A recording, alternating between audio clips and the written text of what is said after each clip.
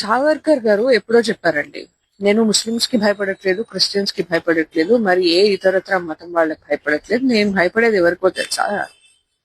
హిందువులకి అగేన్స్ట్ గా మాట్లాడే హిందువులు ఉంటారు కదా, వాళ్ళకి నేను భయపడుతున్నాను అని సావర్కర్ చెప్పారు.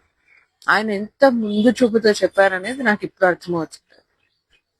ఎందుకంటే వీళ్ళు హిందువులం అని పేర్లు పెట్టుకొని ఈ హిందూ ముసుగులో వీళ్ళు చేసేదంతా హిందువులకి వ్యతిరేకంగానే. ఇప్పుడు చాలా మంది, ఇప్పుడు మాలాంటి వాళ్ళు బయటికి వచ్చి హిందుత్వం గురించి మాట్లాడుతుంటే ఎంతమంది మాకు డిస్కరేజింగ్ కామెంట్స్ పెడతారు, ఎంతమంది నువ్వే పెద్ద చెప్పొచ్చావు, నువ్వు ఇంట్లో పని చూసుకొని నీకు పని లేదు కాబట్టి బయటకు వచ్చి మాట్లాడుతున్నావు అని చెప్పి ఎద్దవ్వ మాటలని మాట్లాడతారు. చూస్తే ఫస్ట్ వాళ్ళకి పని లేదు. ఇప్పుడు సావర్కర్ గారు చెప్పారు చూసారా, ఇలాంటి వాళ్ళ గురించే.